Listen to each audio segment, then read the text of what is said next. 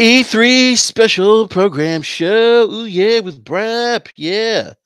Introduction. Boar's Head Meat. Hey, what's up, everyone? Hope you like my introduction. I don't have high-end production values here on the show, so I got to make do. I got to do what I got to do. So that's my little jingle introduction for E3 for Basement Radio Arcade Podcast, an official affiliate of the Inner Circle Network. Be sure to check out the Inner Circle Network for all your latest gaming news and content. Have a link in the description section below. Make sure to check everyone out at the Inner Circle Podcast, or I should say the Inner Circle Network. And yeah, the guys, big shout out to Sam Tolbert. The Iron Lords are out there right now with Sam, and it looks like they're having a good time. Lord King, big shout out to him, driving out in a Corvette, hanging out some of that swag. Got to see Hot Monkey Lovin' on the live E3 Microsoft press conference. He was sitting next to Phil Spencer. Phil Spencer was standing up in the aisle, and the camera panned over, and all you saw was Hot Monkey Love on the back of the his ILP t-shirt. So, big shout out to him. But definitely check out Sam and Lord Cognito. They had some great insight into Microsoft's E3 press conference and PlayStation's E3 press conference as well. Definitely want to check those guys out. Kind of get their quick 2 cents in terms of E3 2018. All right, so a lot of people wanted me to do a video. I just haven't had time. Wasn't going to actually do a video until tomorrow, which is our regularly scheduled Wednesday night podcast. But I had some time this afternoon to do one. A lot of people hit me up in DM, asking me, hey, Enrique, let us know your thoughts on E3. We can't wait to hear BRAP's thoughts. You guys, don't pull any punches. You guys tell her how it is. We do. We try to just, give our thoughts and opinions. We don't fanboy out and try to keep it real. That's all. That's all we do. That's all we do. So, anyhow, I need to, before we start, get this link out because I forgot to do that. I don't know if anyone will be joining me.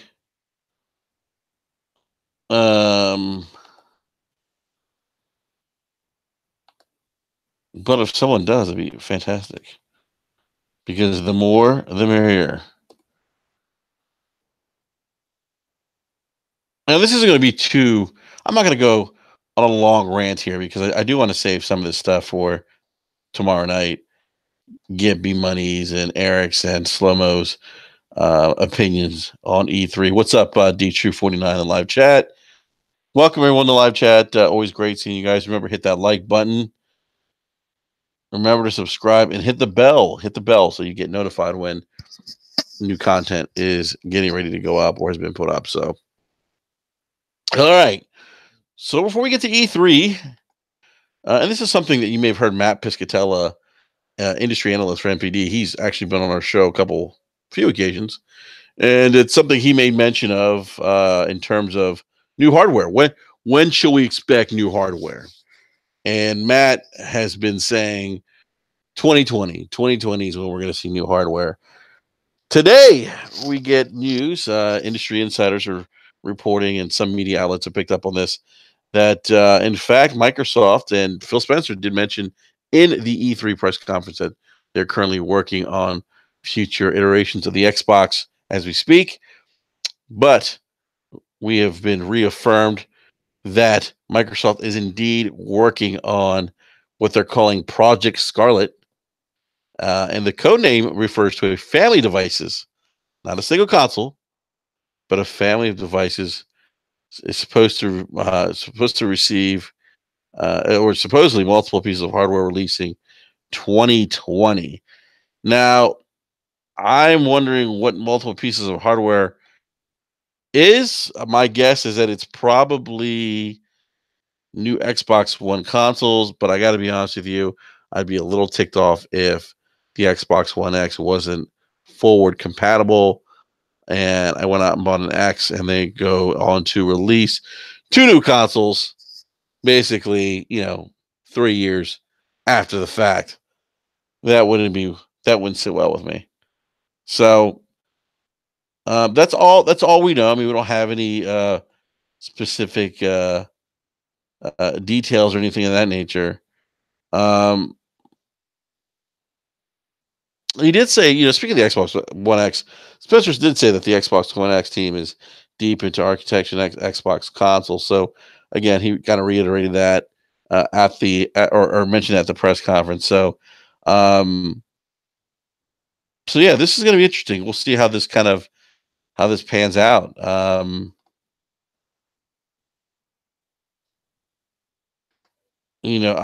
I'm not really sure if we're going to see if the Xbox One X is going to be now forward compatible and part of what's going to be launching in 2020. So we'll see. Yeah, so we'll see what happens. But this is interesting. This is big because Microsoft has learned some valuable lessons from their botched launch in 2013. And look, let's face it, they are not going to get beat on hardware. This is something that they're adamant about. I don't see it happening. Maybe I don't know. Maybe with the PlayStation 5, they might get beat out slightly unless they come out with a new console iteration, which I could see them doing. Um, be interested to see how Sony responds to this. Everyone is speculating that Sony will be releasing their new console 2020. So we have an arms race, if you will, for our wallets. This should be interesting. Should be interesting. All right, E3. All right, so E3. So who won E3? That's the burning question everyone has. It was Giro versus Holy Damn Cow, new Xbox. Yes, that's right, new Xbox, 2020.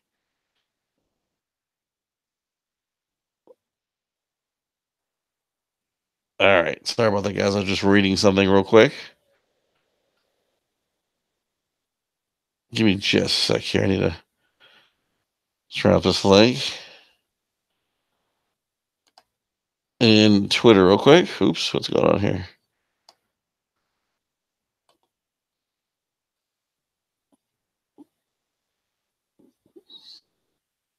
All right, so E3 2018. My most anticipated shows have come and gone. We had Microsoft on Sunday. We had Bethesda Sunday. We had Ubisoft yesterday. We had Sony yesterday. We had Nintendo today. And I'm just gonna give you kind of my quick impressions or my impressions of things quickly. Um, oh come on, who? Someone hit the dislike button already. Come on, we just started. How can you hit the dislike button? And please, if you're gonna hit the dislike button, don't troll. Leave us in the comment. Leave us comments in the comment section below. So you gotta do. That's all you gotta do. Simple enough. All right. So everyone wants to know who won E3. That's the burning desire in the loins of gamers today. Who won E3? All right. I have to take a drink real quick. It's an easy question. Easy enough question. Who won E3? Gamers did. Gamers did. And you guys are probably thinking, oh, that's such an easy, safe answer, Enrique. Of course, gamers won, blah, blah, blah. But look, we all did. I mean, if you think about it, we won. If you're passionate about the gaming industry and about this hobby, you're more than likely really excited about some of the games that are going to be coming to either your exclusive console of choice, or maybe you're someone like me who owns multiple consoles and you see the benefit of owning multiple consoles. You're reaping the benefits of it, and you're excited about the different games that are coming to the consoles that you own. So that is the short answer to this. The gamers have won. And I think it's really disappointing and sad when I see people paying too much attention to what the media is saying. What the media is saying about Microsoft's conference or Bethesda's conference, or which conference they're going to say was the best, or they shouldn't be fanboying out. They should be reporting the news. You know what? Look, let them make their commentary. Uh, it's a free country, god damn it. Uh, trying to do it. I was going somewhere. It's going to be an impersonation of the man from and the Mighty Sharp Barbershop who says, "God damn it, it's a free country. If a man wants to change his name to Muhammad Ali." Anyhow, I digress. That's why I need my BRAP crew here to keep me in line, to keep me in check. So yeah, I mean, let's not focus on the things that are trivial, the things that don't impact us as gamers, and those things are what the media is going to say, or the media is going to give extra bonus points to Nintendo or to Sony because it's Nintendo and Sony, and Microsoft can never catch a break. Look, if you're that emotionally attached or that involved in consoles, it may be time to find a different hobby. This hobby isn't one that should make your blood pressure rise above a safe limit where you may have to be on any kind of blood pressure type of medication. So, that being said, I'm excited. I'm really excited by some of the things that I've seen.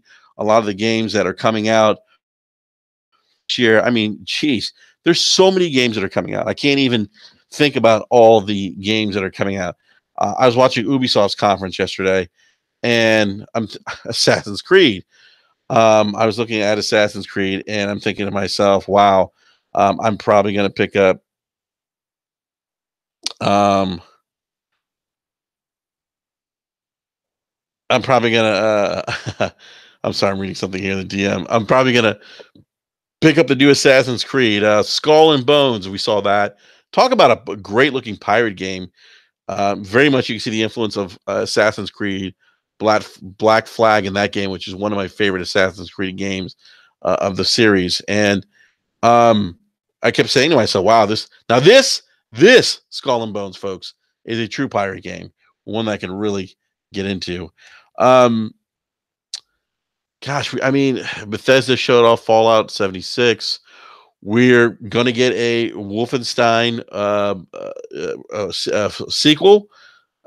I mean, I don't think anyone's surprised by that, but I am saying it's going to be co-op too, which is awesome.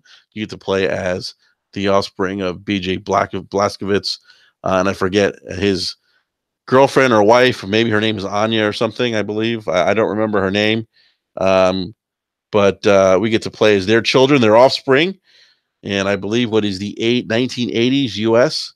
So definitely excited about that. Excited about uh Beyond Good and Evil 2. I mean, wow. I mean, that trailer looks so good. Looked really good. I actually really enjoyed Ubisoft show. There's a couple dull moments, a couple occasions where I was kind of like, eh. But for the most part, I enjoyed what they had to show. Didn't really enjoy Square Enix's show too much, although Kingdom Hearts 3 is going to be a definite pickup day one for me. So I'm excited about that game as well. Really cool to see they incorporated Pirates of the Caribbean into um, Kingdom Hearts 3. So I'm super excited for that game.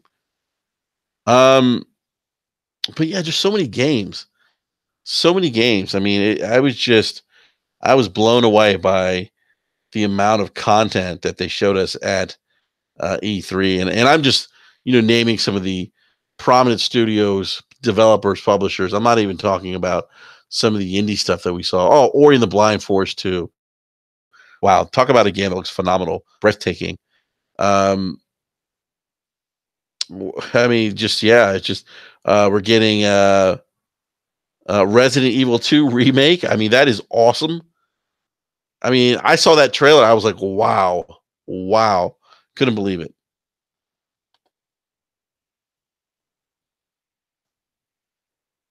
All right, guys, give me a sec here. All right, so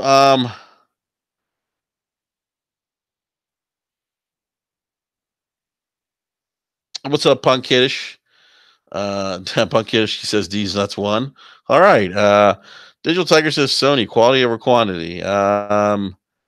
Okay.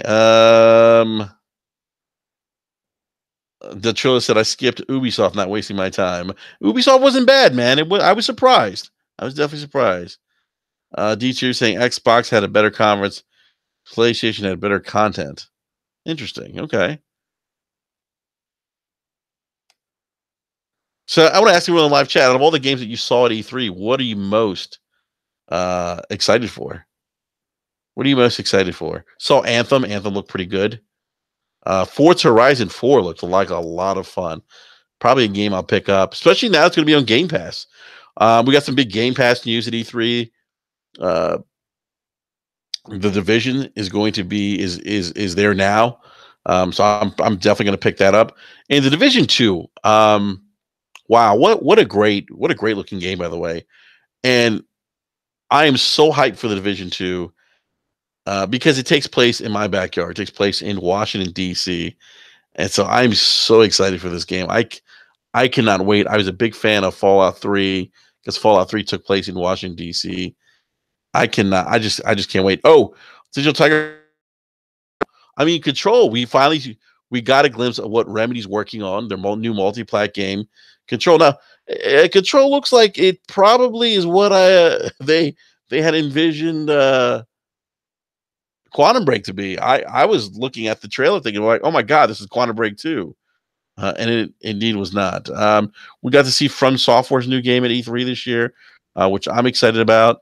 I forget. Oh God, if someone in the live chat could drop me the name of From Software's new game, which I'm really excited about. And for whatever reason, I can't remember at the moment. We got to see Cyberpunk, which is cool. Definitely look forward to Cyberpunk. Anything CD Project Red. Metro Exodus looks awesome. You know what? I'm actually kind of hyped for the new Tomb Raider. I thought it looked pretty cool. I liked what I saw from the trailer. New DMC, Devil May Cry 5. All right, the From Software game is Shiriko. Hope I'm pronouncing that correctly. So I'm definitely looking forward to Shiriko.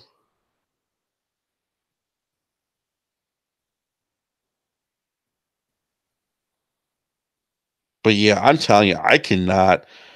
There's just so much content. It's crazy. Nintendo, revealing Super Smash Brothers. Um, I mean, it just goes. It just goes on and on and on and on. And now Fortnite making its way to the Switch. That's pretty big. That's huge. That is huge for that game. Huge pickup for Nintendo. I think that game's going to do gangbusters on the Switch. It's probably going to push even more Switch sales, as crazy as that sounds. Um, so real quick, I want to give, I mentioned that who won E3, gamers won. I do believe that, by the way. I believe as gamers, we win. We won here. We're all getting content, or all have content that we're looking forward to, which is why we watch these shows. I mean, this is why we tune in, and spend, at times a couple hours just watching these games. So, sorry guys, I'm just looking at some additional E3 news here while I chat it up.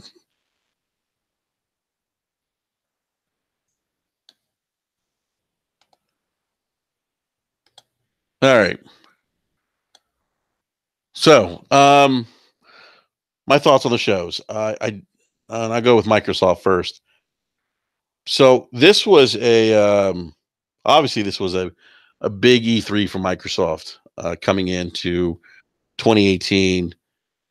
We know about the cancellations. We know about games releasing, with bugs. The criticism of Rare's new title, Sea of Thieves. Microsoft really needed to show us, me in particular, because I've been on the OG Xbox. I've been on Xbox since day one. People, I've been in the ecosystem longer than most of the people that you see on Twitter that own an Xbox. 2001, I was a beta tester, so I've been in the ecosystem for a long time. Was one of the beta testers. We helped build Xbox Live, and so yeah, when I speak about Microsoft, I speak about them in a passionate way because I've seen them do well. I've seen them be successful, and I just felt like they were letting their foot off the pedal a little bit too much. And so, so here we are. So Microsoft coming in 2018, needs to probably reassure gamers that they're committed to the Xbox platform. They're committed to delivering more content, more exclusive content. And let me tell you something. This, to me, in my opinion, this is probably the best E3 from Microsoft that I've seen in the 17 years that I've been watching a Microsoft E3 press conferences. This get even bigger than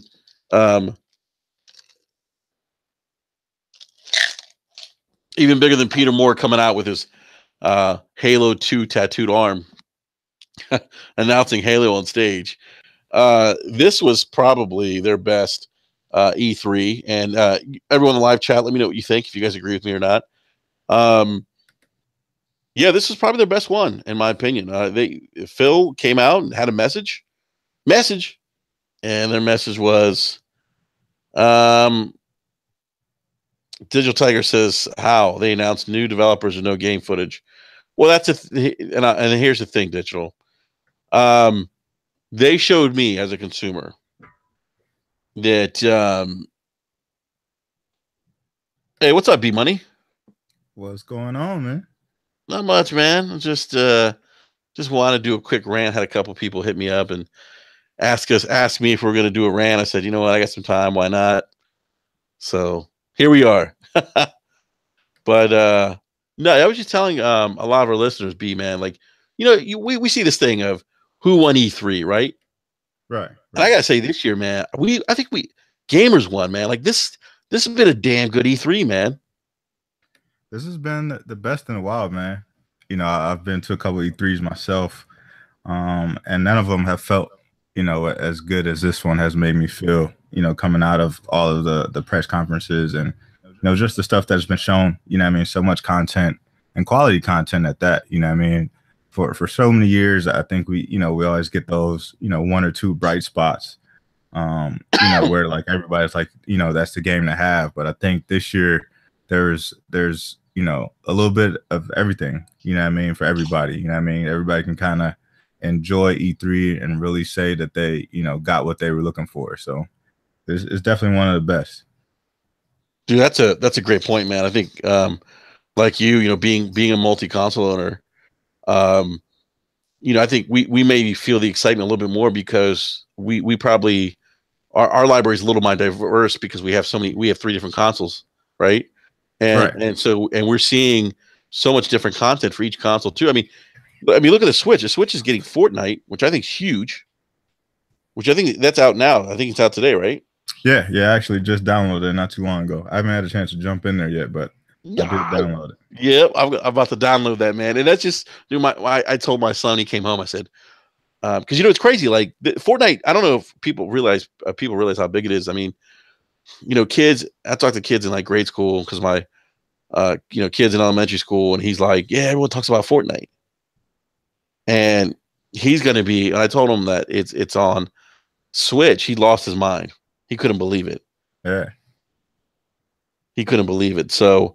But look at like Ubisoft, man. I thought Ubisoft had a good show yesterday. I mean, there's some parts B I think were kind of boring, but they showed us. Yeah, I think you get those boring spots or those little lulls in every show. You know what I mean? It's just kind of comes with the territory. You can't expect to be jam packed, front to back. But I think Ubisoft did all right. No, I think they did. Yeah, I think they did. They actually surprised me. I mean, I actually. Starlink, I'm actually kind of hyped for that, believe it or not. Yeah. Especially incorporating Star Fox, which I think is kind of cool. Right. Beyond Good and Evil 2, I mean, how good did that look? That looks amazing, man. They're definitely putting in the work. B, is that even like current gen? This shit can't be. This has got to be running on either Xbox One X or it was probably running PC. But at minimum, I'm thinking this game is Xbox One X. Yeah, it's got to be. I mean, I could be. It might not be out until 2020, man. We might be playing on the next consoles, man. That's true. That's true. Hey, real quick, man, what do you think about the? I mean, it's not really a leak. I mean, we've. I think everyone's known that Sony and Microsoft are probably releasing consoles 2020, but now we have it that um, Microsoft Project Scarlet, as it's being called, is in fact dropping 2020 and it's multiple devices. What do you think about Yeah, that? I when Phil kind of brought up the fact that you'd be able to play you know console quality games on multiple devices, he brought that up at E3, and he kind of you know without mentioning it, kind of mentioned that they were working on the next devices for Xbox. So, I mean, I'm not too worried about it. I think it's something to look forward to. I think people who may have just gotten an X, maybe on the fence a little bit to make that jump or whatever. But I think it's exciting. I mean, anytime you can have two of the biggest brands in gaming, Mm-hmm. kind of go head to head again and kind of Mm-hmm. just see, I mean, what they bring to the table. Because I think this was a very pivotal E3 for both Mm-hmm. Sony and Microsoft. And I think they both kind of played their hand as best they could, and they Mm-hmm. kind of let you know that yes, we are getting ready for next gen. What I mean? This gen is kind of wrapped up. And Kadera kind of mentioned it Mm-hmm. earlier in the year, saying we're wrapping up. What I mean? Yeah. We're coming to the end, and then you can kind of see Microsoft and Xbox and Phil and those guys are kind of waving a white flag, saying, hey, this gen is over. We have some games coming, but look at this roadmap that we're putting down. Look at this foundation, that we're Mm-hmm. setting. We brought in 5 new developers under the fold. What I mean? Mm-hmm. We strengthened our portfolio. Grabbing Ninja Theory, I think was the biggest announcement of the 5. What I mean? Even with Daryl Gallagher taking over his own studio and things like that. Him coming from Square Enix and working with on the Tomb Raider series and things like that. But when you take a developer like Ninja Theory, who had such a close development history with Sony, what I Mm-hmm. mean, they've released a lot of games under Sony's umbrella that were technically first party games, and Yeah. I think Ninja Theory was probably trying to get into bed with Sony, and Sony was like, nah, we got another chick that we bring to the bed, so Mm-hmm. they kind of left them out there in the cold, and Microsoft Mm-hmm. said, oh, we'll scoop them up, Yeah. you know, Yep. like Phil said, what I mean, as soon as he put his hands on Hellblade, he was like, nah, yeah, you coming with us. So Yeah. I like that attitude, and I think Ninja Theory definitely going to fill the void for something that I've been looking for personally, from a Microsoft standpoint. So I'm excited for him. What I mean, I think that's going to be a very key piece into helping bring more people, to Xbox. Yeah, man. I agree 110% with you. B Ninja Theory.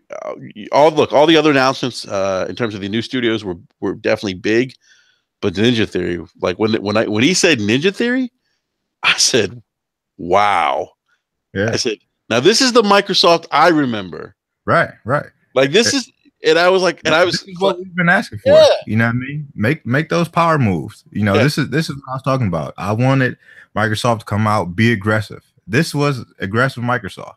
yes, this was, and I'm sitting there on the sideline, B, and I'm clapping my hands like, "Come on, let's go," Yeah, and this was huge, and digital tiger in the live chat says they only announced they announced 5 new studios, but they didn't show any game footage. I said, but that's not really the point. I mean, that move is more about securing content for the next generation of Xbox consoles, and not necessarily this generation.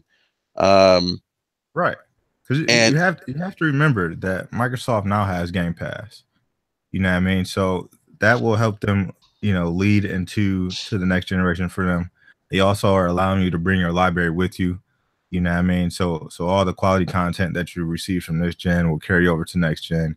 And if they start next gen, with Halo Infinite, with a new game from Playground, whether it's Fable or something else, because they're supposed to be working on 2 open world games. yeah, Um, You know what I mean? If you get a game from Ninja Theory at the start of gen, that only helps propel a reason to pick up the next Xbox, or at least stay with Xbox.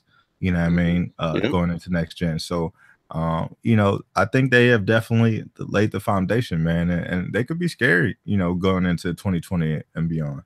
I agree. I think if they let these developers take creative risks, support them, they'll do just fine. I think one thing that kind of goes that's a little bit understated is the fact that the initiative is located in Santa Monica, California, and that's kind of like a big hub for game development. And there's a lot of talent there, and there's a Oh lot, yeah. and there's that opportunity for Microsoft to start like poaching talent from other studios. Oh yeah. Yeah. You Yeah, know, you start looking over the fence, you know, you want to, you know, see what they got going on over there. You know, Microsoft puts up the amusement park and say, hey, you know, free admission, come see what we got going on. So very, very smart strategy by them. yeah, and apparently there's already some buzz down there in Santa Monica about this new studio Yeah. amongst developers. So I mean, look, As there should be. yeah, I mean, this is exciting. Like I was blown away. I mean, I was not expecting this, man. I knew Playground. We knew about that, Yeah. but and the initial we knew that Gallagher was going to get his own studio. Right. You know, but we didn't know about the other guys. We didn't know about Creative. Who were the other ones? Was it Creative Compulsion. Ensemble? No, Compulsion. No, you're Yeah, they right. Compulsion Games, Compulsion and Games, then they picked up Undead Labs. Undead Labs. Yep, and that makes sense too for them to pick up Undead Labs, given the relationship there. Yeah, and I think that only allows Undead Labs to get better. You know, what I mean, I think they kind of stumbled out of the gate with what State of Decay 2 was, and I think it was only right for Microsoft to kind of write that shit. You know what I mean? Like, they definitely could have supported them a little better with that, and I think, you know, by buying them and, you know, hopefully building up that team and things like that, they could, you know, foster, you know, something special there. So, you know, that could definitely be exciting. And, Mhm. you know, Phil has come out and said, you know, we're not done. You know what I mean? If we see other opportunities, we can add to our first party portfolio. So, Mhm. you know what I mean? I'm excited. This is what I wanted. This is what I've been asking for the last 2 years or so. I wanted Microsoft to come out, be super aggressive, you know what I mean, be the bully that you can be, you know what I mean, and show people what you got. And this is the step in the right direction, man. I'm super excited. Yeah, man. It really is. Somebody in the live chat said, "Oh, J Street, what's up, man?" He says, "Give Ninja Theory Scalebound." Mm, What do you think about that? I mean, Microsoft owns the game. yeah, yeah. They could give Ninja Theory Scalebound. I think the only thing that you wouldn't see with that is that it probably wouldn't be multiplayer anymore. Which I would be okay with. Yeah, me too. It doesn't. Not everything has to be multiplayer. Microsoft. Right, It right. really doesn't. It really doesn't. Um, but this potentially bolsters. You know, if they can start putting out some bangers, man. You talk about the Game Pass. Oh You yeah, know, I mean, this bolsters this. I mean, you get like developers like Ubisoft who's on board now. They just dropped a division in there, and you start putting out some good first party content. I mean, yeah, talk about a nice value add. I mean, now you right. take Game Pass to the next level. Exactly. Yeah. That's what I was talking about when people, you know, were kind of questioning, you know, what they were doing with it. You know, I mean, it's like, you know, once they fill up Game Pass and make it super attractive, it's something that you can't really deny, man. And Nah, I think by adding, you know, that those quality of studios, and still getting some support from third parties, you know, you didn't see anything day and date, which is, you know, some of the rumors that we heard about, you know what I mean, prior to E3, that, you know, there'd be some day and date announcements for Game Pass. But I still think, you know, you get some of those quality of life games like The Division, or, you know, like Fallout 4, games that people are playing regardless. You know what I mean?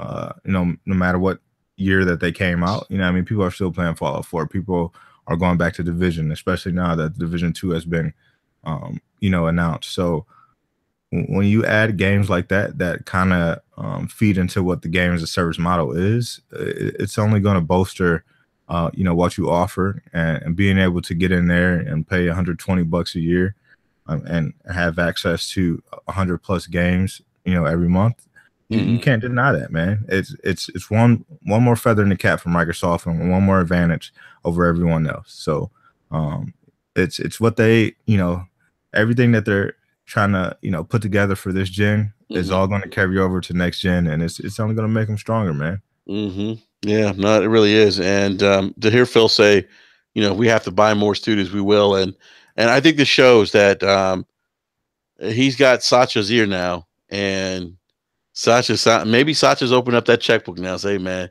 do what you got to do. Yeah, And we've seen Microsoft with an open checkbook before.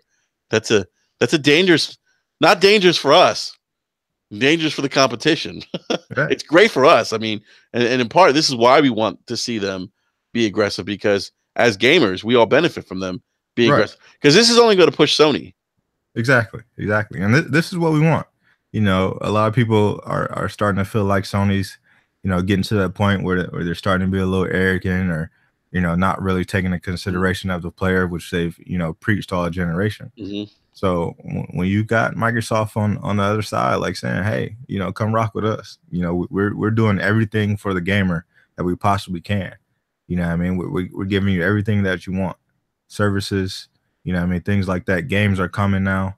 You see our efforts and to righten our ship. So, it only has to put PlayStation on high alert and say like, yo, we need to get on our shit.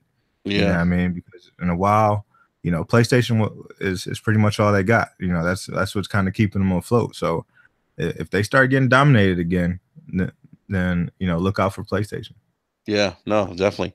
Um, one thing I also took away from Microsoft, well, just really that announcement kind of cemented this for me. But I think a lot of us were talking about a roadmap.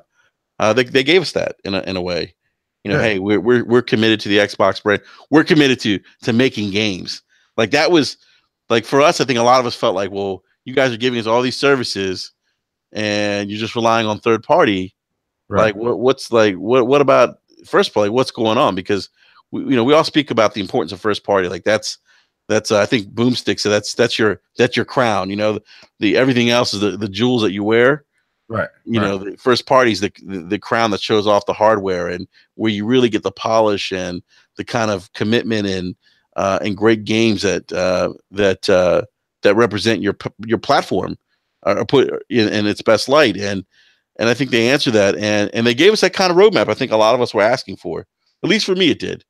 yeah. And I think another thing that they did with the announcement, of adding other studios, is this also allows them to get back to what they were kind of doing, late last gen, early this gen, where they kind of had two separate shows, for the year, where they would use E3 for stuff that they had coming in 20, that year, maybe the Mm-hmm. first half of next year, and then Gamescom was used for stuff that you would see for beyond.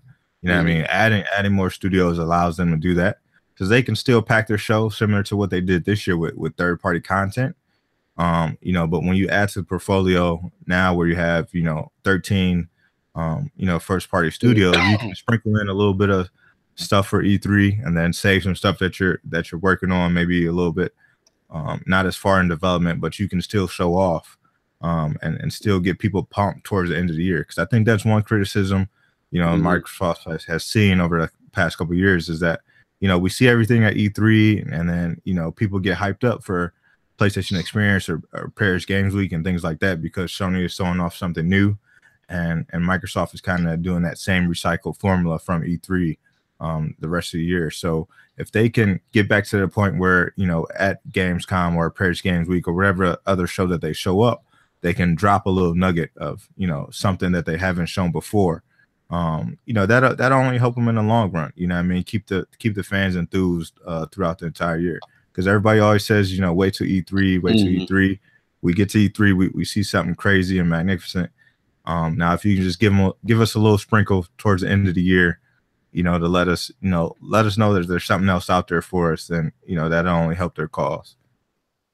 Yeah, no, absolutely, man. And I thought it was also big too that you saw a lot of third party games actually be premiered on the Yeah, Xbox stage. I mean, that was, to me, that sent another message of, hey, you know what?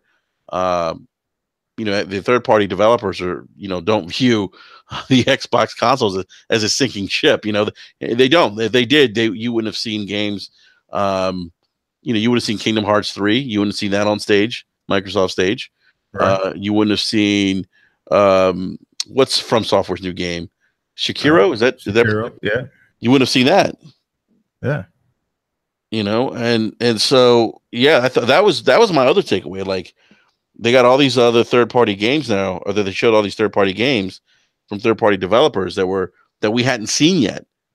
And what that really does, in my mind, Yeah, is that Microsoft is recruiting new friends, or they're trying to gather new friends towards the yeah, end of this gen. They put out this yeah. quality product in the X, and we've seen through various videos from Digital Foundry that it's doing exactly what they told us it would do. And and they've made this commitment, going into next gen and their all their new hardware, that they are committed to being the best in gaming. And I think that goes very far with developers. I mean, they want to know that when they get a piece of hardware that they can, stretch it to the max, or they don't have any limitations when they go into development. What I mean? So I think that only helps going in the long run. And the more friends you gather now, it's only the better. I mean? We see we see Sony get like these pseudo PlayStation exclusives. I mean? Yeah, We yeah. saw that at the Square Enix show. They Yep. showed 2 new exclusives that's supposed to be coming to PS4 and PC, later in 2019.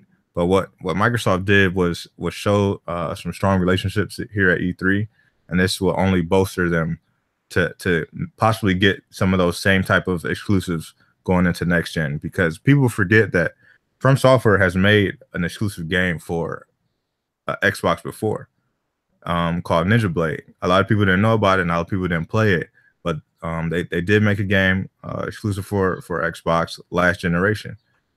So if we know that From Software they were working on 3 projects. They announced one of them at Microsoft show, and then the other one was announced at PlayStation show. It's a VR game.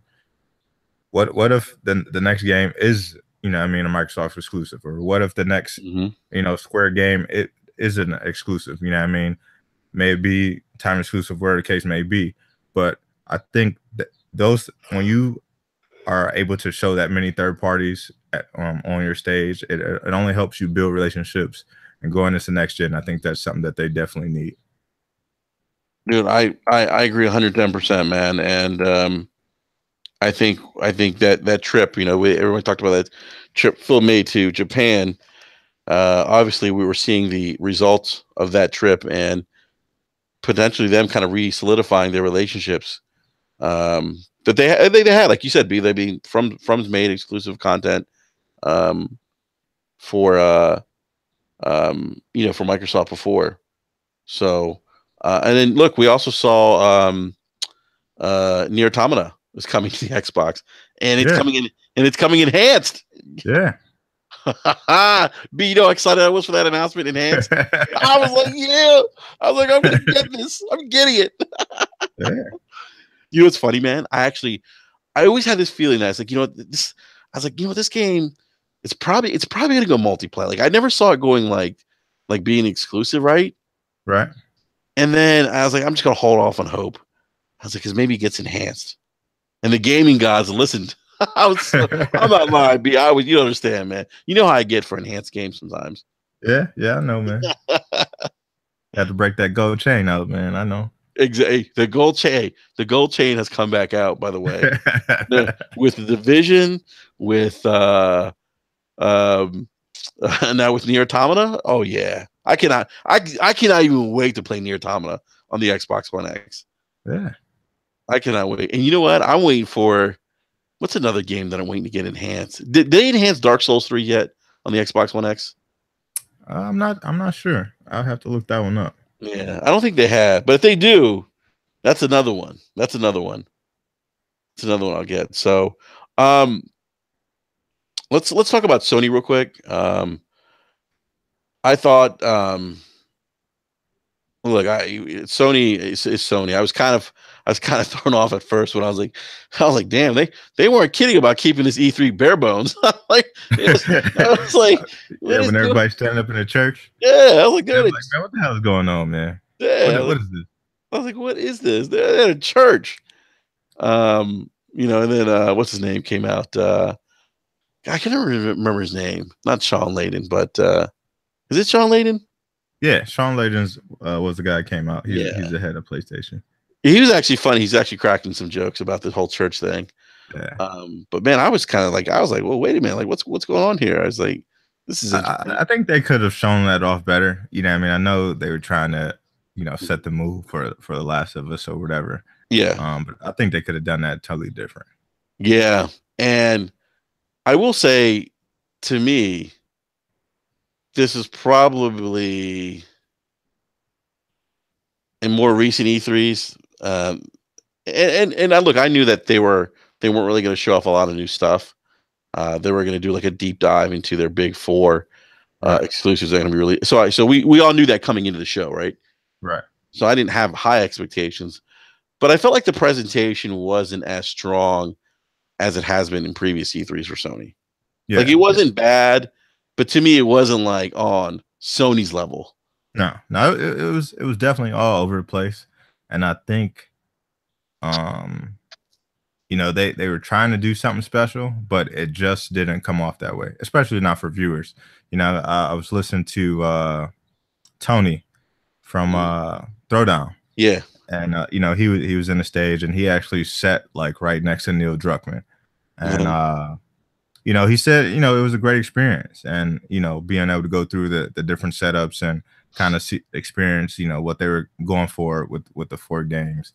But for viewers at home, it was a joke. I mean, visually, it was not something that they should have done. I mean, the showing off The Last of Us and that church thing, cool. I mean, like, I think the song to start off could have been a lot shorter. It could have been like a short introduction to what they were trying to do. And then like the transition, when they were letting people out of church and then, going to the main stadium, what they should have did there is just fill that up with third-party content. You know what I mean? That should have just been like, okay, short intermission, but here's, some premieres from our third-party partners. And they could have filled it with that, let it run for, the half hour, whatever the hell it was that we were standing around waiting for them to actually start their show, and then got back into what they were doing. But they didn't do that, and it was a bad showing. I actually tweeted Sean Layden. I'm like, yo, I don't know who did y'all production, but like that show was not produced well, and the way that it ended abruptly makes absolutely no sense. It did end abruptly, and like you said, I agree with you, B. The transition from The Last of Us 2 to to the theater where they're gonna have the rest of the presentation.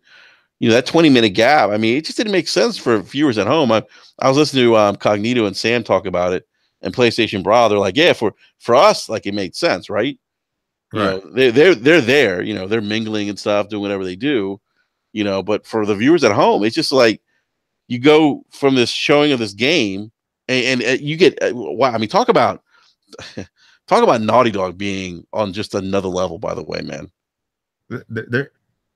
there's nobody touching what Naughty Dog can do. Like, no one in the industry. I don't think there's anyone touching what they can do. That they are magicians. They're masterful. I don't know who the hell they got working over there, cooking up in the kitchen, man. But there's nobody in the industry doing what they can do. No, it's something special, man. And their attention to detail, man. I mean, their attention to detail. If you look at the character movements, when she's like, in the beginning, when she's like stabbing that person and she's trying to get the knife out, and you can see the kind of struggle with her hand and the knife. Right. I mean, that's attention to detail, like those small little things, right?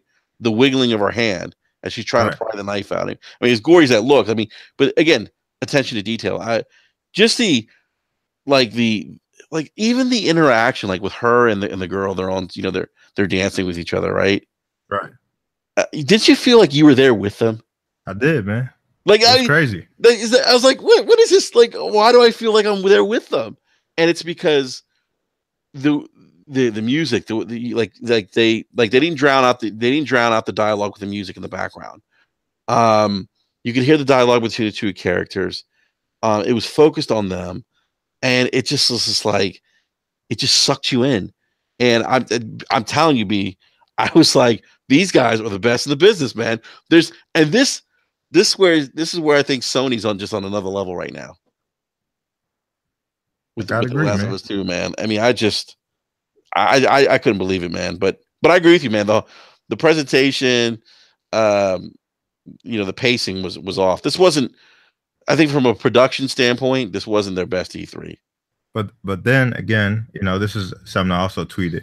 You know what I mean? When you look at the presentations, both from Microsoft and Sony, this also boils down to them kind of coming out and saying like, hey, we're winding down. You know what I mean? 2020 is probably when you're seeing a new console, basically. You know what I mean? Like, you got a couple years left with us. We're gonna show y'all 4 games. We're gonna get the hell up out of here. You know what I mean? So, and they said that they weren't talking about hardware and things of that nature. So just like, Microsoft got all the third parties. They showed you all the games. You got a couple. Let's show you these 4 games we got. And we're gonna get the hell up out of here. Like, we got 80 million sold, and we on to the next one. So it's they both definitely went into it with 2 different strategies. Because we all know that every one of Sony's studios is working on something for next gen. Oh yeah, it's already been documented. You know what I mean? All their teams have been hiring, or have come out and stated that they're working on new projects. But we know they're not going to announce any of them for this gen. Why would they? No, they're not.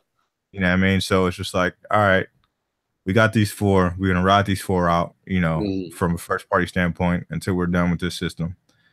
We'll sprinkle in some third party stuff, some exclusives, like I said, the stuff from Square Enix, Neo 2, things like that, the Yakuza series, stuff like that. They'll have those second and third party exclusives.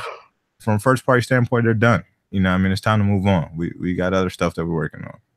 So do you feel like it kind of felt like it was kind of like a goodbye in some ways? Yeah. That's what I kind of felt like. Yeah. It's like, hey, yeah, like, hey, we appreciate everything you guys done for us. This is our last hurrah. This is what we got. You know what I mean? We'll see you on the next one. Yeah, please enjoy what we're offering up. Right. Right.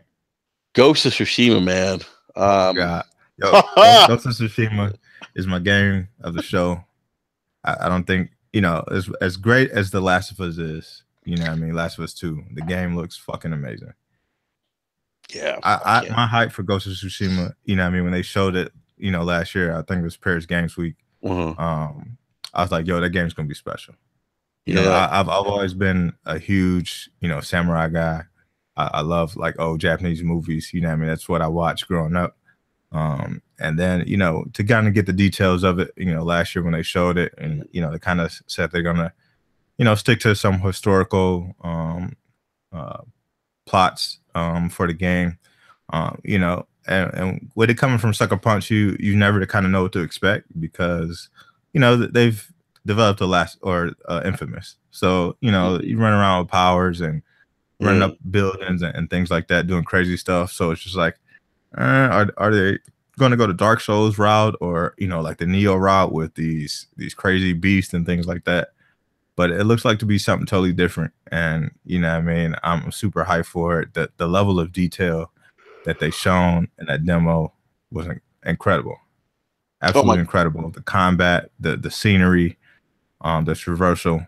I can't wait, man. I cannot wait. Yeah. If you guys see me spamming anything that's tweeted on, about Ghost of Tsushima, I'm sorry, but that lets you know how hype I am about that game. Anything that comes out, I want to know about it, and I want to share it with everybody. I mean, dude, I was when they went to that scene where they're about to battle each other, and they were like, were they under a tree? Because there's like a lot of there's under the red tree. Yeah, and there's like a lot of rose petals or red petals on the ground. Yeah, and you could see the sun in the background. I was like, wow. Yeah. I was like, wow, this game looks so amazing. And then when he climbed up on the roof and you can see you got those stealth elements. I was like, oh, I got those Tenchu vibes, man. Dude, I was so hyped, man. I was so hyped because I think we've all wanted this kind of like I enjoyed Tenchu, big fan of the Tenchu series.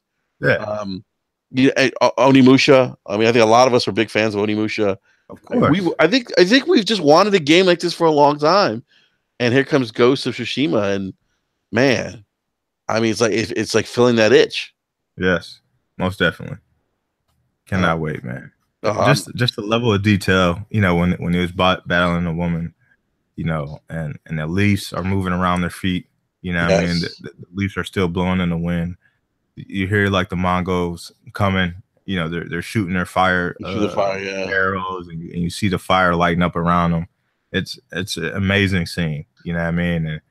And what they kind of did when they first started the demo is he's riding up on his horse and he goes to the little hilltop and they kind of show a little pan of the open world and they kind of spot off on that tree and he rides up to it. So it's gonna be something special, man. I cannot wait. Yeah, hats off to them for that. I think it's definitely gonna be a great game. I mean, it looks solid, man. It looks solid. I was hyped, man. I was very hyped, man. I was probably, oh man. See, The Last of Us 2, it's close, man. For me, it's close. It's close. Death Stranding, man. I can't put my finger on this game. I gotta be honest with you, I'm not even excited for it. No, man, you can't be excited for it yet. This is still the game of this is still the game of confusion. I mean, this is the game that Kojima plays. No, this guy's on drugs, man. I'm convinced now. He's on what Kojima does, man. Like he's on drugs. If you go back and look at any of the trailers and things like that for any of his previous games, they all leave you confused, scratching your head, like what the hell is going on here? And this is just another prime example of that. You know what I mean? And I tell people all the time, man, I'm here for all the fuckery. You know what I mean? I'm here for it, man. I signed up, man, and I ain't walking away till I see it to the end. So, the demo that they showed, I'm like, yo, man, what is this? Why this man got walking around with all these metal backpacks? And at one point, he had like a body, wrapped up. I thought he was selling snacks or something. You know what I mean? Like he's around there selling snacks.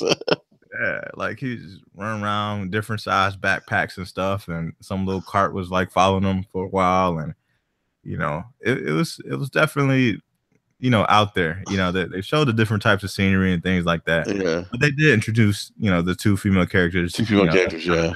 On and that's some Kojima teased last year. So yeah, he did propel the trailer and all the nonsense forward slightly. So yeah, we just gotta keep following the breadcrumbs until it leads us to the game. You know what I mean? So I'm still excited for it. I don't know what it is, and I don't really put it in the scope of the big games I'm looking for just yet. But it's it's up in the corner on the shelf, and when the time is right, the level of excitement would be there. Hey, I can't even talk, man. Aerialist78 says Death Stranding equals FedEx and FedEx. He also says Death Stranding brings a whole new meaning to loot boxes. Hey, speaking of the baby, like, what is it with it? Like, what? Why is there a baby in a jar, and why is the baby like smiling at? Like, I think the baby is a troll. At least the throat baby. I think the throat baby when they put the ass up is like, yo, kiss my ass. And did the girl eat a baby? What did she eat at the end? I swear it was a baby, man. No, it wasn't a baby. It was something though. I don't know, man. I thought because I kept thinking of the throat baby. I'm like, oh, so that's how the babies get down the throat. I'm telling you, man. That's what I'm. This dude. Let me tell you something. I have no idea what this game's about. Yeah. No idea. And but he did come out and say, this was the silent demo.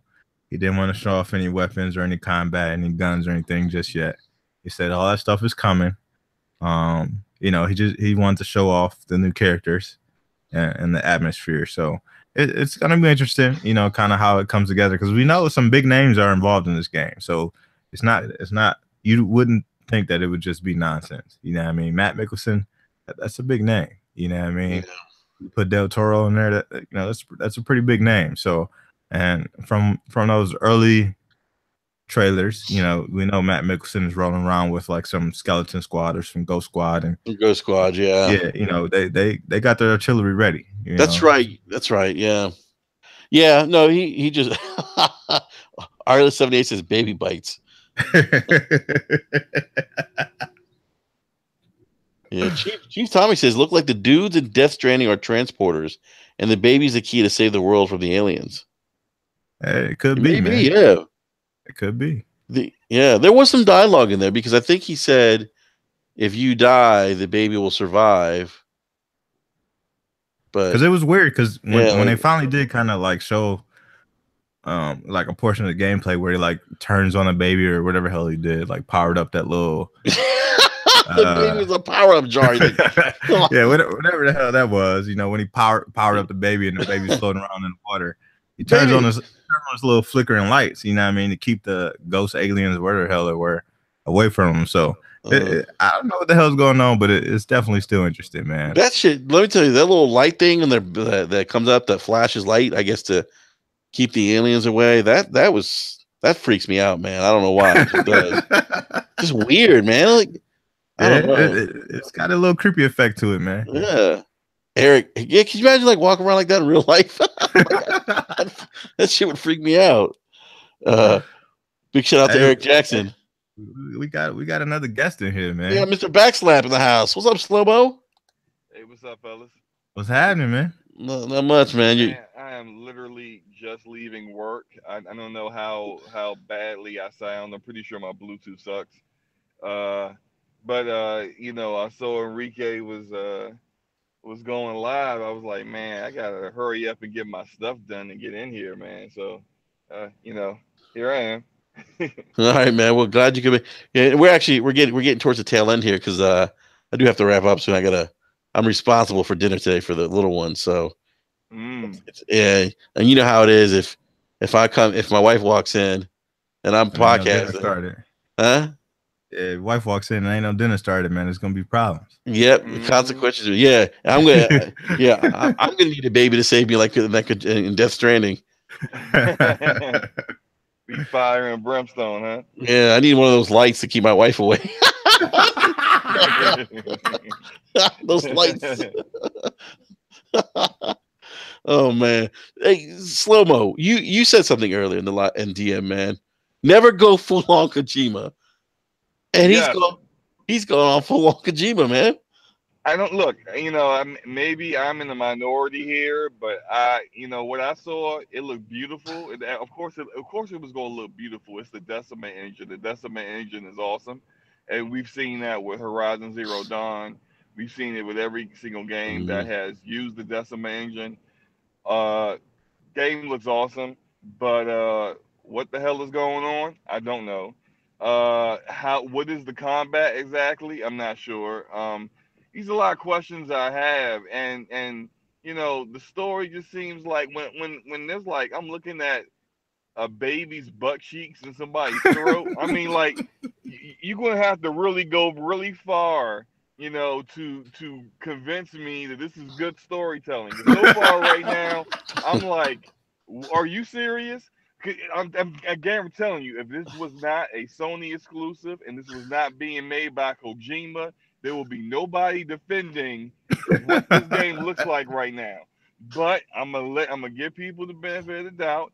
I in some cases, I'm not trying to say Konami isn't evil incarnate, but I feel like in some cases they may have been kind of like, hey Kojima, no, don't do that. Down Kojima. Yeah, down Kojima. Make it somewhat normal. And I think right now, he's how Sony is. Sony gives you full freedom to do whatever you want, and his eyes just lit up like whatever I want, and it was just like, yeah, whatever you want. And now they're like, whoa, maybe we should have slowed down on that. I don't know, but I mean, I hope it turns out great. I'm still interested in it. I'm still, it's still a maybe for me. Spider-Man, I'm definitely all in on that. I'm all in on Ghost. Sushi looks great, Sushi. and Tsushima. I said sushi on purpose because Oh, I was going to screw up. See, I almost screwed it up again, so I said sushi. I'm gonna say sushi when I screw it up. But I love it. It looked awesome. The combat looked amazing. I can't wait to play that. Um, yeah, I mean, I just kind of wish Sony's conference wasn't so bad. It's just like and the games are great. The game saved it because the rest of it is a F. yeah. It's like games A plus, presentation F, venue F, intermissions F. Like just what are you doing? Like you got people who are there who are like, what why are we moving? What's going on? You got Yeah. people who are watching it on stream and just like, why are we doing the intermission? Why are these people talking to me? I want to see games, So that they need to next year, whoever directed that, organized that, they need to have someone else do it and just, dial it down and be a little bit more traditional. Mm-hmm. Um, yeah, but I mean, I'm all in on the games. Yeah. But as far as overall E3, I think Microsoft probably had the best conference overall. Yeah. Yeah. No, I think they it's overall, and we'll get into that more tomorrow night on a regular schedule, BRAP. But real quick, I want to touch on Spider-Man real quick. Um, God, how great did the animation look in that game? I mean, so smooth. That's Insomniac for you, man. That's Insomniac putting in that work, man. That's what they do best. You know, I mean, if you go back to any of their past work, it's what they've done best. You know, I mean, it's why they've been so successful. Yeah. So I'm super excited for Spider-Man. Spider-Man is definitely my favorite Marvel character. Batman is my favorite DC character. So, to have a awesome Batman game, what I mean, to play at one point in time, and now to have an amazing Spider-Man game to play, what I mean, I'm the happiest I could be as far as fans of those two characters. Yeah. And how about that? How about that cliffhanger at the end? Like that they gave us, like when Spider-Man's fighting all his arch enemies. Yeah, and he looks up and he says, "You too," or what did he say? He said, I forgot what he said. Was it "you too" or "where did you come from"? Or like it's you or something like that. He Can't definitely believe recognized. it's you, or I can't believe it's you. Yeah, he recognized. I was like, "What?" I was like, "What is going?" I was like, "Oh, show me more." Yeah, that's the day one buy for me. I also love how because my biggest concern with Spider-Man was I was hoping the combat would not be uh too much like Batman, and I see some people joking on it, calling it like Arkham Man and Spider Arkham. I'm just like, y'all don't know what y'all talking about. The combat is nothing like Batman. I was Oh hoping no, that, it's not. there is like in the foundation of like countering attacks from enemies that's still somewhat Arkham, but everything else like Batman and the Arkham games, you have to use a lot of stealth because you can't like go head up with a lot of the enemies because you're just a regular man. Although you get into a bunch of guys that don't have guns and you can wreck shop, but Spider-Man's flipping all over the place, knocking guys around, webbing people dudes, throwing them all up in the air. It's just like, how are you saying this is Arkham Batman? This is just Xbox like really being salty. Just buy a PlayStation 4 and enjoy the game and shut up. My goodness. Yeah. I mean, just being real, like like the fanboys get on my nerves. Like, just stop fanboying on both sides. Just enjoy the games. Doesn't even look like Spider-Man. It doesn't look like Spider-Man to me. Oh my goodness. Is this supposed to be Electro? That doesn't look like Rhino. Like, just shut up and play the game, or Oh my don't. But either way, like the game looks good. So yeah. Hilarious, man.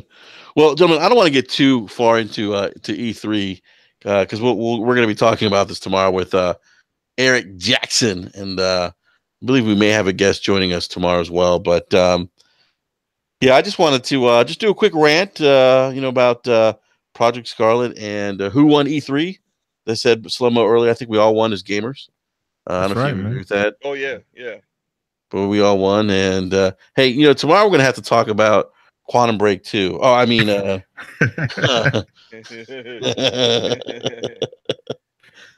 what was up with that, by the way? Be seriously, was that not Quantum Break 2? I think it is because if there's one part of that trailer where you see her using like the same powers that the guy in the first one was using. So it's definitely, you can call it Control all you want. It's either a sequel or a prequel to Quantum Break. It has something it's somewhere in that universe. So yeah. What's the one game that you guys were looking for that we didn't see? Splinter Cell. Yeah, Splinter Cell. I would say Splinter Cell. I was really disappointed. Yeah, not see Splinter Cell. Yeah, that was a big disappointment. Yeah. Metroid. No, we got nothing Metroid related from Nintendo. Yeah. So that's Borderlands. I tried to tell you, man. Trash. Luca, what is trash? I don't know. Are you joining us, Luca? Are you joining us? You by the way, you're joining us at the tail end of the show. Are you joining us on your Bluetooth? Yeah. Yeah. So Slow-Mo, he's in traffic right now. Oh, that's why he ignored my phone call? Ooh, yeah, that's why. You called me, Luca? I did, you piece of shit. Jesus. You piece of shit. Just right away. Hey, Slow-Mo, man, this is how your mom talks to you? No, but this is how my wife talks to me, so I'm used to it already. So. Oh my God! And you know what? They say that boys often choose women who are like their mothers, and oh damn, that's true. They say that, but I don't know if that's my case. I need one of those lights, like the dude in Death Stranding has on my house. So, what did you guys? Who won E3 for you guys? The game, gamers won. We all won, Luca. Enrique, shut the fuck up. Who won? Who won? No, Microsoft had the best show. Microsoft had the best show. They if you want to say someone won E3, it was definitely Microsoft. They did everything that was expected of them.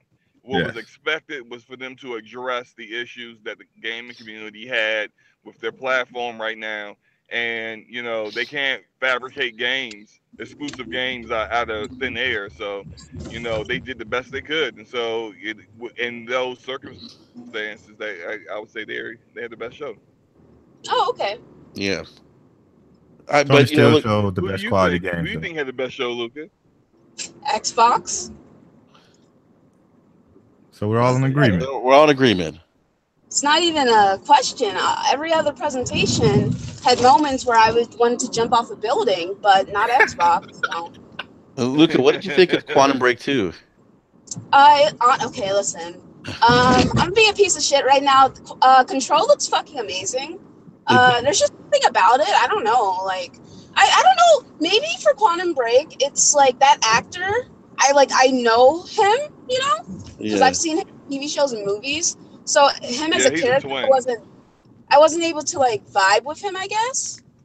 I don't know, man. I always say Quantum Break made a mistake when they went to all these no-name actors or these mainline actors. They should have just kept it how it was, where it's just like a generic dude and some generic actors in there. Yeah, I didn't like the new character. I like the old character, the original Quantum Break guy. Yeah. Yeah, so I couldn't connect with Iceman. Yeah, I just wasn't interested. But this looks more interesting. The setting looks interesting. Honestly, I'm just more interested in it. Luca, what do you think about the main protagonist in Assassin's Creed being female? You can be a guy or a girl. Oh, you can be a guy or a girl. Okay. Yeah. What do you think about they just showed the girl when they were demoing it. They just showed the girls play through, but it's a guy or a girl. It was a definitely strong woman presence at E3 this year, and I have no complaints about it. I knew those fucking clowns who were hating. Oh man! Every time they showed a female protagonist, I was like, "This is the funniest shit ever." doubling down on like inclusion. Yo, when Ellie started making out, no, when you know what, when Ellie was eyeing that girl, I was eyeing her. I was like, bitch, really? Like, is it? Are they gonna do this? And then they fucking did it, And and it then went. I burst out laughing. I'm like, people are gonna be so angry. It's just People are going to get mad. You watch. It's people are going to lose their fucking minds right now. yep. It's only a matter of time. I'm telling you, the There Assassin's were Creed so thing, many. they're going to say that that's not historically relevant or accurate. You know, they're going to get upset. I'm sorry, slow mo. Go ahead, man. There were so many. I was amazed and surprised about how many female like main characters there are, and like I feel like there was a female main character in every show. For at least one game in every show there was at least one, and I think that's amazing. I really appreciate that, because it's about time I I'm able to portray not just a straight white male. Can we I've done that to death. I've been doing that since I was a little kid. Let's do some different kind of stories, some different kind of experiences, like that. It's okay. Other guys out there who are, in my case, in my opinion, beta males. If you have a real problem with this, it's okay to It's beta play. male. Yeah, I mean, it's okay to play a game with a character that isn't a sweaty, muscular man. I don't know why they want to just stare at sweaty, muscular men all the time, but that seems kind of spooky to me. But like every now and then you want to use a strong female protagonist. I'm cool with that. I have no problem with it. That's why I like Tomb Raider too. Yeah. So Yeah, I'm people going need to play to. as Cassandra over the male guy who's I can't remember what his name is. But Mm-hmm. yeah, I'm her. I had no issue playing. Like I like Assassin's Creed a lot. I've never had an issue playing as a male character in video games. It's like something that's never bothered me, you know. But I'm Mm-hmm. gonna play her because I have the option to play as her. But he's But super hot too, like the male. Oh God, I don't oh my know. goodness. All right. Easy there. Eric actually says they hinted at Ellie's sexuality and the DLC Left Behind. Yes, they Yeah, did. Yeah, I that's true. Yeah. Yeah. did not play The Last of Us, so You haven't played The Last of Us. nope. Wow. Can we get You should Luca a play that, copy of The Luca. Last of Us on stat? Can we? Oh no, Oh, someone bought it for me already. I'm not really interested in zombie games to be honest. Luca. Hey Luca, have you seen the opening cinematic, like the prologue? Yeah, Okay, Wow. and Yeah. doesn't draw you in? Luca. not really. I was in the same boat as you. Didn't want to play a zombie game and played it, and it's more than a zombie game. It's just, it's amazing. I definitely believe you guys. I just it's not something I've ever really been super interested in. You know, even though Yeah. I know it's amazing. You know, but Is it I is it the don't know, combat? Is it the combat that doesn't really interest you? the story doesn't interest me. Eric in the live chat says it's funny when the manliest men say they can't relate to playing as a girl, but it's like, bitch, what was the last time you used a chainsaw to kill aliens that came out of the ground? What? I'm not sure what game. Are you talking about Gears of War, Eric? I don't know. Anyhow, he's gonna have to elaborate on that tomorrow night. So, gentlemen, Oh, or ladies and gentlemen, can I can yeah. I can I laugh real quick at the people who got so triggered about Ninja Theory being purchased by Microsoft? I mean, we got people like crying their eyes out and damning Ninja Theory to hell, and Oh my your god. games weren't that good anyway, and I'm following you on Twitter, like those people Hey, need to slow be mo. laughed at. That's hilarious. I was telling Enrique earlier, man. You know, Ninja Theory was trying to get. They was trying to roll with PlayStation. PlayStation was like, "Nah, man, we don't need you in our Wow. bed." You know, so Yeah. Wow. Microsoft scooped them up, man. So it Yep. is what it is. Hey, Yep. Ninja Theory could turn out to be Sony's BioWare, because remember, this was That's a similar situation to last gen when BioWare was going through some financial issues, and Microsoft could have scooped them up and kept them exclusive, but they didn't. And then here comes EA, and Yeah, that was the biggest you miss L. out. Not the biggest L, but that's one of the biggest L's Microsoft has ever taken. Yeah, Because Yeah. EA has ruined BioWare, in my opinion. They have. They big have. time. They really have. Well, look, guys, I need to wrap up because I gotta go make some dinner. I gotta go feed the children's, and that way I can get some gaming on tonight, hopefully. So, but Slow Mo Luca, thank you for hopping in. Thank you for hopping in as well, B Money. Appreciate it. Of Oh, no course, man. problem, man. And yeah, we'll be back on tomorrow night, 9 p.m. Eastern Standard Time.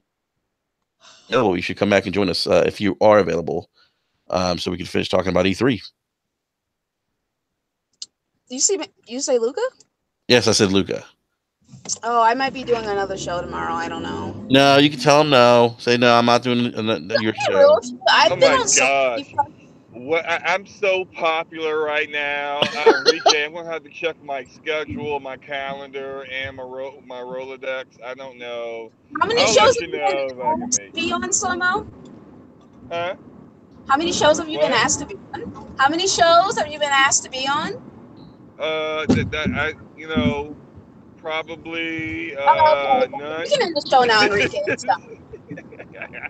All right. Well, Luca, if you're available, we'd love to have you back on, join us, talk some more E3 stuff. Okay. Yeah.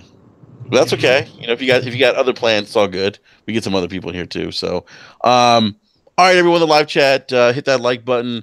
Remember, we'll be back on tomorrow night at 9 p.m. Eastern Standard Time, giving you our wrap up show of E3 2018. And other than that, I think we are out of here. Big shout out to Boarheads Meat. You can find it at your local deli. It's good shit. Go buy it.